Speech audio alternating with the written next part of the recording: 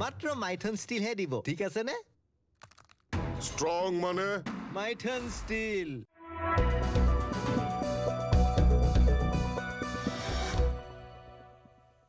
পুনৰ স্বাগতম গোসাইগাঁৱৰ শ্ৰীৰামপুৰ বজাৰৰ সমীপত এগৰাকী ব্যৱসায়িক দুৰ্বৃত্তই মাৰপিট কৰি লুটি নিলে ধন আব্দুল ৰফিক আলী শেখ নামৰ ছাগলী ব্যৱসায়ীজন শ্ৰীৰামপুৰৰ পৰা ঘৰলৈ গৈ থকা সময়তে তিনি দুৰ্বৃত্তই আক্ৰমণ কৰে পশ্চিমবংগৰ কোচবিহাৰ জিলাৰ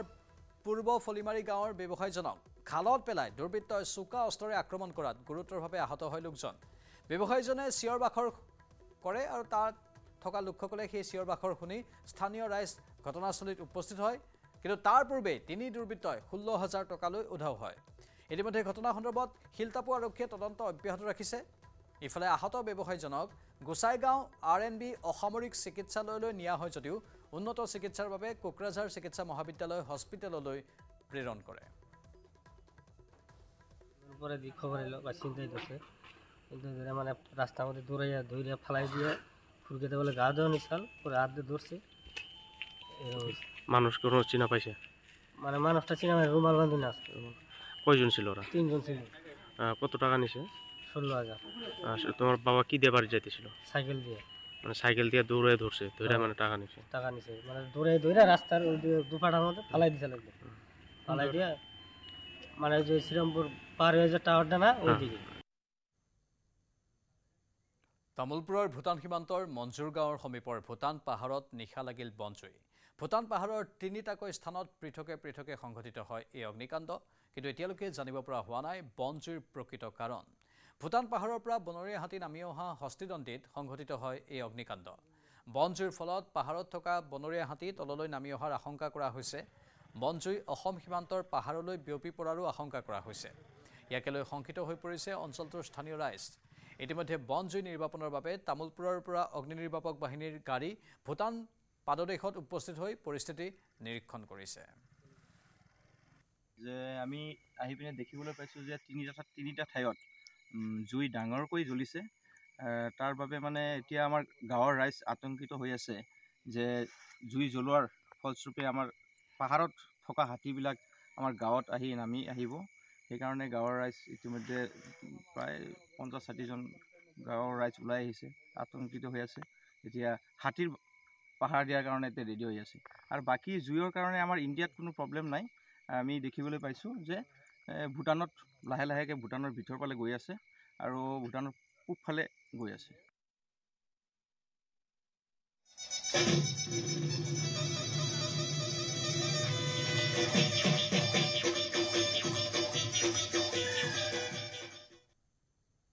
ৰঙালী বিহুৰ আগমনৰ প্ৰাক্ষণত ব্যস্ততা বাঢ়িছে বাদ্য ভাণ্ডাৰসমূহৰ ৰাজ্যৰ বিভিন্ন প্ৰান্তৰ লগতে বোকাখাততো ব্যস্ততা বাঢ়িছে বাদ্য ভাণ্ডাৰসমূহৰ বোকাখাতত থকা ঢোলৰ বিপণীসমূহতো এতিয়া বাদ্যকৰসকলক ব্যস্ত হৈ পৰা দেখা গৈছে বোকাখাতৰ মা বাদ্য ভাণ্ডাৰত এইবাৰ বিহু উপলক্ষে প্ৰায় 200 পৰা 250টামান ঢোল বিক্ৰীৰ বাবে নিৰ্মাণ কৰিছে পূৰ্বৰ তুলনাত ঢোলৰ সামান্য দাম বৃদ্ধি পাইছে যদিও এইবেলি পূৰ্বৰ তুলনাত গ্ৰাহকৰ উৎসাহ বৃদ্ধি হোৱা দেখা গৈছে বুলি জানিবলৈ দিছে বিপণীখনৰ গৰাকীয়ে বাদ্যকৰসকলে উল্লেখ কৰিছে বৰ্তমান সময়ত বিভিন্ন প্ৰান্তত বিহুৰ কৰ্মশালাসমূহ অনুষ্ঠিত হোৱাৰ বাবে তেওঁলোকৰ ঢোলৰ বিক্ৰী পূৰ্বতকৈ ভাল হৈছে ঢোলৰ এই বিপণীসমূহৰ লগতে বাদ্যকৰসকলৰ ব্যস্ততাই ৰঙালী বিহুৰ আগলি বতৰা কঢ়িয়াই আনিছে আমাৰ সাংবাদিক ধ্ৰুৱজ্যোতি ৰাজখৰ এক ৰিপৰ্ট আগবঢ়াইছোঁ বোকাখাতৰ পৰা মই বৰ্তমান উপস্থিত আছোঁ বোকাখাতৰ মা বাদ্য ভাণ্ডাৰত উপস্থিত আছোঁ আৰু এই বাদ্য ভাণ্ডাৰ যিসমূহ শিল্পী আছে এই শিল্পীসকলে ইতিমধ্যে ঢোল নিৰ্মাণত আচলতে ব্যস্ত হৈ পৰা পৰিলক্ষিত হৈছে আৰু মোক সহযোগীয়ে দেখুৱাইছে আচলতে এনেদৰেই তেওঁলোক দিনে নিশাই আচলতে যিহেতু বহাগৰ বিহুলৈ মাজত মাত্ৰ কেইটামান দিন বাকী আৰু তাৰ পাক মুহূৰ্তত তেওঁলোকৰ যিসমূহ ইয়াত ঢোল নিৰ্মাণ কৰিছে আৰু সেই ঢোলসমূহ তেওঁলোকে নিৰ্মাণ কৰি অতি সোনকালে আচলতে তেওঁলোকে নিৰ্মাণ কৰি যিসমূহ ঢুলীয়া আছে সেই ঢুলীয়াসকলক আচলতে তেওঁলোকে প্ৰদান কৰিব লাগিব আৰু তাৰ বাবে ইতিমধ্যে ব্যাপক প্ৰস্তুতি দেখিবলৈ পোৱা গৈছে আৰু এইবাৰ কেনেকুৱা বজাৰ কেনেকুৱা এইবাৰ ঢোলৰ বজাৰ এইবাৰ মোটামুটি চলি আছে আৰু বৰ ভাল নহয় বৰ্তমান মোটামুটি চলি আছে কিমান এইবাৰ অৰ্ডাৰ পাইছে অৰ্ডাৰ পাইছোঁ 2-4টাকৈ ঢোল গৈ আছে বাৰু আৰু বনাইছোঁ ঢোল অলপ এইবাৰ যোৱাবাৰতকৈ অলপ কম বনাইছোঁ নতুন ঢোল এইবাৰ মানে নতুনে আৰু সৰু মিডিয়াম মিলাই তেনেকৈ ধৰক 200মান ঢোল বনাইছোঁ আৰু পুৰণা কিমান আহিছে পুৰণা আহিছে 25-30টামান আহিছে বাৰু যিহেতু এইবাৰ কৰ্মশালাসমূহ অনুষ্ঠিত হৈছে মানুহে আগতীয়াকৈ ঢোল কিনিছে কেনেকুৱা সঁহাৰি কেনেকুৱা পাইছে সঁহাৰি মোটামুটি আছে আৰু দাদা আপোনাক নিউজ 18 অসম স্বাগতম জনাইছোঁ যিহেতু বহাগ আহি আছে আৰু আপোনাক এজন গ্ৰাহক হিচাপে ঢোল ক্ৰয় কৰিবলৈ আহিছে নে পুৰণা ঢোল মেৰামতি কৰিছে কি ক'ব আৰু কেনেকুৱা প্ৰস্তুতি কেনেকুৱা প্ৰস্তুতি আৰম্ভণি কৰি আছোঁ কিমানটো কি হয় ভাল হ'ব বুলি ভাবিছোঁ আপোনালোকক চেনেলৰ মাধ্যমে গোটেই অসমবাসী ৰাইজলৈ বিহু শুভেচ্ছা জ্ঞাপন কৰিলোঁ আৰু মানে কি হয় পুৰণা ঢোলকে মেৰামতি কৰি আছোঁ আগৰে ঢোল পৰিয়ালৰ ঢোল আপোনালোকৰ চেনেলৰ মাধ্যমে মই এটা কথা ক'ব বিচাৰিছোঁ অসমত যেনেকৈ অসমৰ বুলি ভাৰতবৰ্ষৰ পৃথিৱীতে যেনেকৈ মানুহৰ প্ৰত্যেক হাতে হাতে একোটা মোবাইল থাকে কিছুমানতো 2টা ফোন থাকে এঘৰত বোলে 5টা মানুহ থাকিলে 6টা 7টালৈকে মোবাইল ফোন থাকে কিন্তু সেই ধৰণে যদি আমাৰ অসমীয়া বাপতিসাহোনৰ যদি সামগ্ৰীবিলাক থাকিলেহেঁতেন কাৰোবাৰ ঘৰতো এতিয়া বিচাৰিলে খুব বেছি কম পৰিমাণে ঢোলটো পোৱা যাব তাল কিন্তু আজিকালি পোৱা নাযায় বিহুৱে এটা বিহু মাৰিবলৈ যায় সৰু ঢোল লৈ যায় ডাঙৰ ঢোল লৈ যায় বিভিন্ন ধৰণৰ ঢোল লৈ যায় কিবা কিবি ঢোল লৈ যায় কিন্তু তালযোৰ সিহঁতৰ হাতত নাথাকে তালযোৰ প্ৰত্যেক ঘৰত অসমীয়া প্ৰত্যেক মানুহৰ ঘৰে ঘৰে এযোৰ তাল থাকিব লাগে বুলি ভাবোঁ অসমীয়া তাল বুলিয়ে নহয় বাদ্যযন্ত্ৰ ঢোল হওক তাল হওক খোল হওক মৃদঙ্গ চব বস্তুৱে এটা এটা যেনেকৈ মোবাইল সুলভ মূল্য হৈছে তেনেকৈ চবৰে লগত থাকিব লাগে বুলি ভাবোঁ বিহু আমি চোতাল বিহুৱে মাৰোঁ প্ৰত্যেকবাৰে গছৰ তলত আমি লাষ্টত পানী খাওঁগৈ বিহু আহোঁগৈ গামোচা দি আমি ঢোল ক্ৰয় কৰিবলৈকে আহিছোঁ নিশ্চয়কৈ আচলতে এনেদৰে দেখিবলৈ পোৱা হৈছে গ্ৰাহকসকলেও এই মা বাদ্য ভাণ্ডাৰ আছে এই মা বাদ্য ভাণ্ডাৰ ভিৰ কৰা পৰিলক্ষিত হৈছে আৰু বিহুলৈ মাজত মাত্ৰ কেইটামান দিন বাকী আৰু তাৰ বাবে এতিয়া যিসমূহ ঢুলীয়া আছে বা নাচনি আছে তেওঁলোকো এতিয়া অখৰাত ব্যস্ত হৈ পৰিছে আৰু বোকাখাটৰ পৰা এনেদৰে মই সামগ্ৰিক পৰিৱেশ নিউজ 18 অসমৰ লোকক দৰ্শক দেখুৱাইছোঁ যে বিহুৰ বাবে ইতিমধ্যে বোকাখাটতো ব্যাপক প্ৰস্তুতি দেখিবলৈ পোৱা গৈছে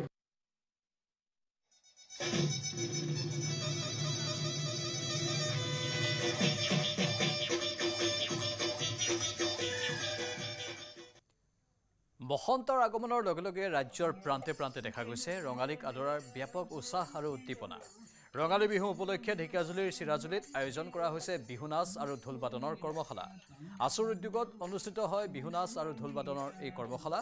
15 দিনীয়াকৈ আয়োজন কৰা এই কৰ্মশালাত 100ৰো অধিক নশিকাৰু কণকণ মইনা যুৱতীয়ে বিহু নাচৰ প্ৰশিক্ষণ লয় লগতে যুৱকসকলক ঢোল বাদনৰো প্ৰশিক্ষণ দিয়া হয়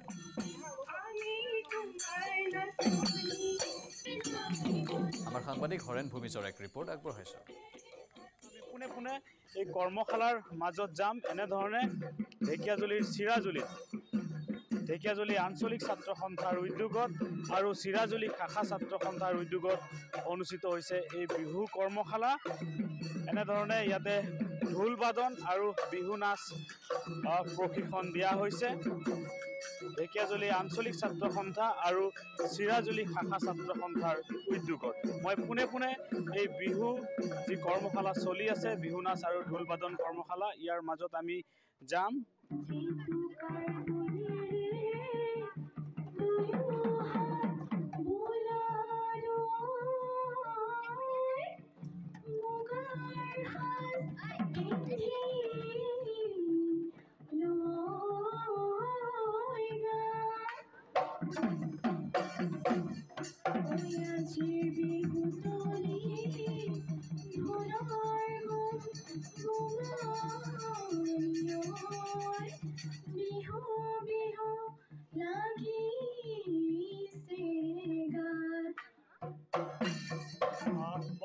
কথা পাতিম আছুৰ যিসকল কৰ্মকৰ্তা আছে তেওঁলোকৰ সৈতে কি ক'ব আজি কেইদিন হয় আমাৰ আজি 10 দিন 10 দিনীয়া আমি 15 দিনীয়া কৰ্মশালা আয়োজন কৰিছিলোঁ তাৰে আজি 10 দিন আৰু পোনপ্ৰথমে আপোনালোকক নিউজ 18 অসমৰ তৰফৰ পৰা সমূহ অসমবাসীকে আমি আগন্তুক ৰঙালী বিহুৰ শুভেচ্ছা জ্ঞাপন কৰিছোঁ আৰু তাৰ লগে লগে আমি পশ্চিম ঢেকিয়াজুলি আঞ্চলিক ছাত্ৰ সন্থাৰ সহযোগত আৰু চিৰাজুলিবাসী ৰাইজৰ সহযোগত আৰু চিৰাজুলি শাখা ছাত্ৰ সন্থাৰ সহযোগত আমি 15 দিনা বিহু নাচ আৰু ঢোল বাদনৰ কৰ্মশালা আয়োজন কৰিছিলোঁ তাৰ আজি 10 দিন আৰু ৰাইজৰ সহায় সহযোগিতা আৰু উপস্থিতি দেখি সঁচাই ভাল লাগিছে নিশ্চয়কৈ আমি দেখুৱাইছোঁ পৰিৱেশ এক উখল মাখল পৰিৱেশে বিৰাজ কৰিছে যিহেতু অসমীয়াৰ বাপতিসাহোন ৰঙালী বিহুলৈ মাজত মাত্ৰ কেইটা দিন বাকী আৰু এনেধৰণে চলিছে বিহু নাচ আৰু ঢোল বাদনৰ কৰ্ম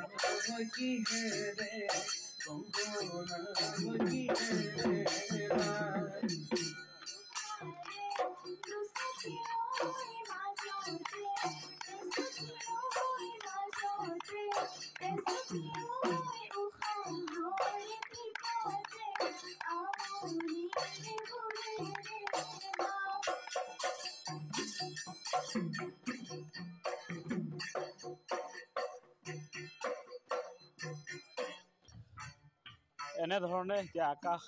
মুকৰিত হৈ পৰিছে যিহেতু অসমীয়াৰ বাপতি সাহোন ৰঙালী বিহুলৈ মাজত মাথো কেইটাদিন বাকী আৰু প্ৰান্তে প্ৰান্তে ৰঙালী আদৰাৰ বাবে চলিছে ব্যাপক প্ৰস্তুতি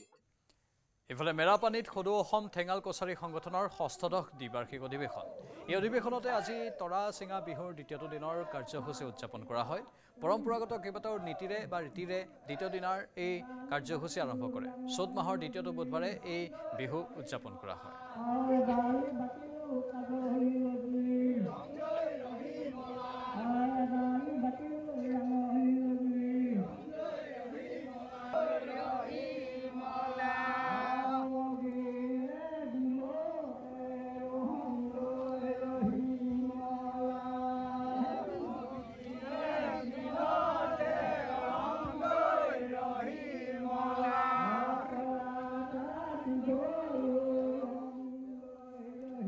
ইফালে ৰাজ্যৰ অন্যান্য প্ৰান্তৰ লগতে নুমলীগড়তো হেঁপাহৰ ৰঙালীক আদৰিবলৈ ব্যাপক প্ৰস্তুতি চলিছে ভিন্ন প্ৰান্তত আয়োজন হৈছে বিহুৰ কৰ্মশালা নুমলীগড়ৰ বিষ্ণুপুৰ অঞ্চলত আয়োজন কৰা হৈছে বিহু নাচৰ কৰ্মশালা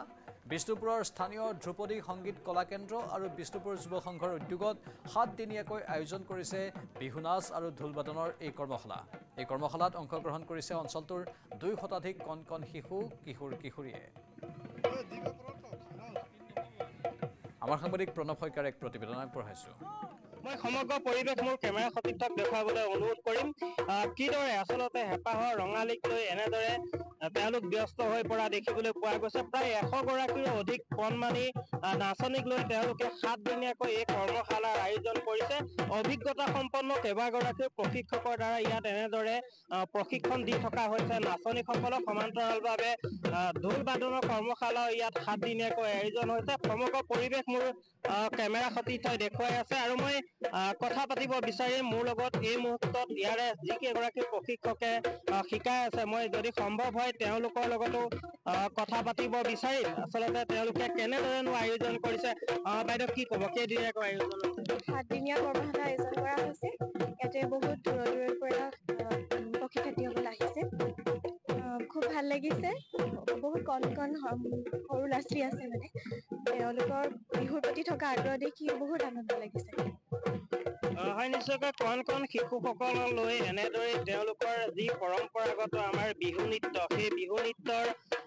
বিহু নৃত্য শিকাই আছে আৰু বিভিন্ন স্থানৰ পৰা ইয়ালৈ সমগ্ৰ অঞ্চলটোৰ নুমলীগড়ৰ বিভিন্ন প্ৰান্তৰ পৰা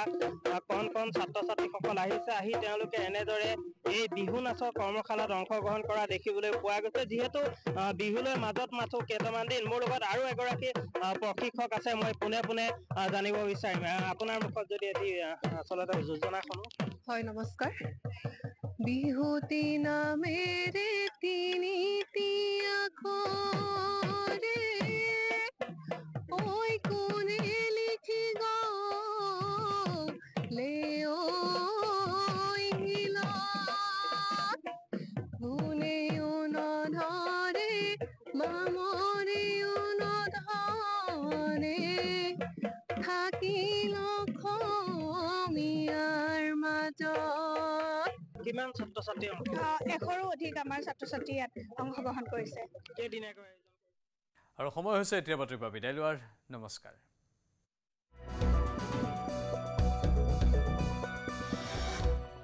কোনটো কোনোবা এটা দেখুৱাচোন মাত্ৰ মাইথন ষ্টিলহে দিব ঠিক আছে নে ষ্ট্ৰং মানে মাইথন ষ্টিল Perfect.